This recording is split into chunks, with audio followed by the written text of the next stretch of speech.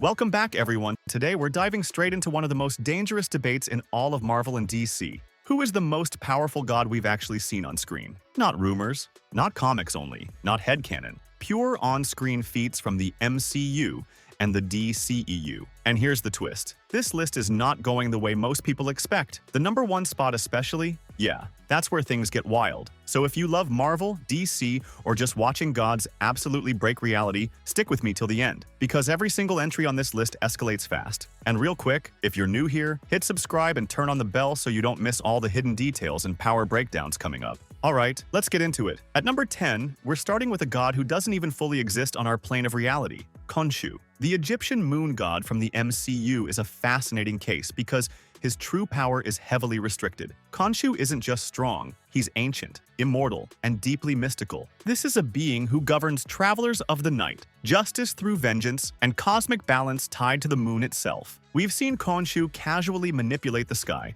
turning day into night like it's nothing. That alone is a planetary scale illusion, affecting every human on Earth simultaneously. He can communicate telepathically across dimensions, heal mortal bodies, and bend mystical energy in ways that most sorcerers can't even comprehend. But here's the catch, and it's a big one. Khonshu cannot fully manifest on Earth without an avatar. His physical influence is chained to beings like Moon Knight. That limitation keeps him lower on the list because, when stripped of an avatar, he's more of a cosmic puppeteer than a frontline god. Still, never forget, when Khonshu does act, reality listens. And this is just the beginning. At number 9, we have a god built purely for destruction. Aries, the DCEU's god of war, isn't flashy, he's terrifying. Aries is one of the old gods, meaning he existed long before most of the pantheon fell. He didn't just survive ancient wars, he ended them.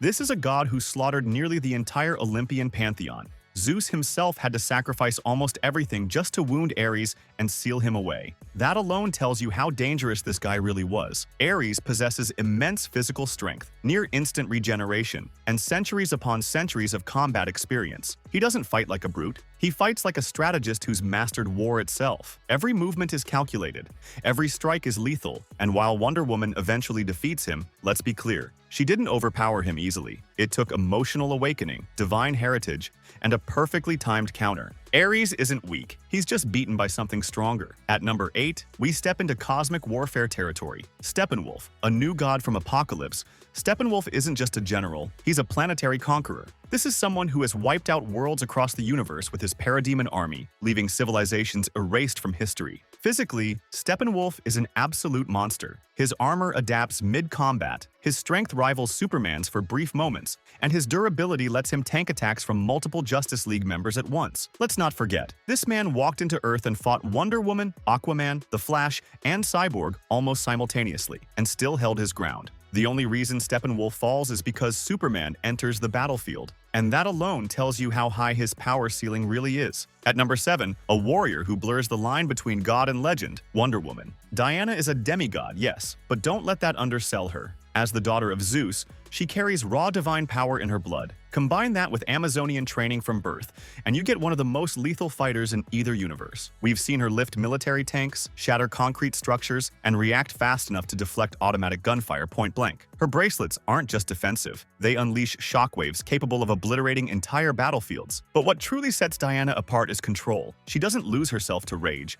She doesn't rely on brute force alone. Every fight is precision, balance, and divine fury perfectly restrained until it's not. And when she stops holding back, gods fall. At number 6, the thunder that echoes across realms, Thor. The god of thunder is raw power personified. Thor doesn't just control lightning, he is the storm. His ability to manipulate weather, channel cosmic energy, and survive absurd levels of punishment puts him far above most beings in the MCU. With Mjolnir, Thor is deadly. With Stormbreaker, he's catastrophic. Stormbreaker isn't just a weapon, it's a cosmic execution device capable of summoning the Bifrost, cutting through energy blasts from Infinity Stones, and amplifying Thor's power to god-tier extremes. We've seen Thor tank the force of a neutron star, battle gods, titans, and monsters from across the 9 realms. And when he's focused, emotionally balanced, and fully unleashed, there are very few beings who can stop him, but there are a few. At number 5, Death herself. Hela. The goddess of death is not just powerful, she's inevitable. Hela conquered the 9 realms alongside Odin, wiping out armies and civilizations with ruthless efficiency. When she returns in Ragnarok, she doesn't just reclaim Asgard, she dominates it. She shatters Mjolnir with one hand. Let that sink in. This is a weapon that survives centuries of warfare and cosmic abuse, and Hela crushes it like glass. She massacres the elite Einherjar army without breaking a sweat and overwhelms Thor at his strongest. And here's the terrifying part. Hela draws power directly from Asgard itself. As long as Asgard exists, she grows stronger.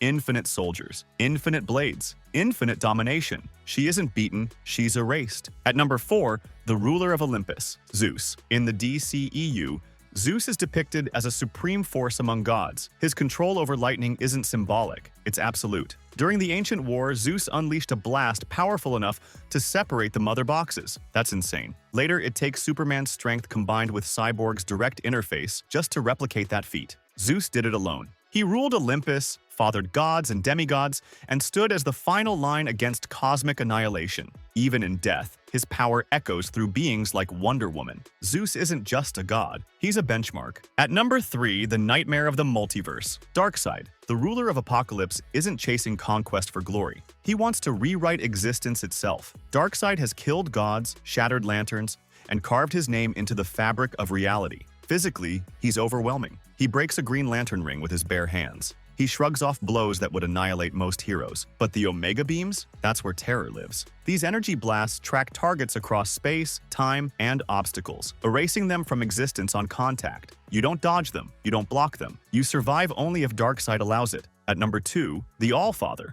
Odin. Odin is one of the most powerful beings the MCU has ever shown. With the Odinforce, he commands reality itself, life, death, time, and cosmic balance. His presence alone keeps threats like Hela sealed away. Thousands of years of experience, infinite wisdom, god-tier magic. In comics, Odin can destroy and recreate the multiverse. And even in the MCU, his restraint is what truly shows his power, because when Odin rules, the universe stays in balance. Which brings us to number 1. And this is where everything changes. At number 1, Loki. Yes, Loki. And if you're confused right now, good, because this is the part nobody saw coming. Loki starts as the god of mischief, illusions, tricks, and manipulation. Trained by Frigga, he masters teleportation, shapeshifting, telekinesis, and combat. But that's just the surface. By the end of the Loki series, he transcends everything. Loki doesn't just survive timelines collapsing, he controls them. He holds the multiverse together with his bare hands. He becomes the literal anchor of existence, replacing a being who ruled all time. This isn't trickery anymore. This is godhood on a cosmic, multiversal scale. Loki isn't the strongest puncher. He's the most powerful entity shaping reality itself. And that's why he stands above them all. Now here's my question for you. Do you agree with Loki at number 1, or does someone else deserve that throne? Make sure you're subscribed with the bell for my next breakdown, and drop your wildest theory in the comments, because I read every single one. Trust me, the next video goes even deeper.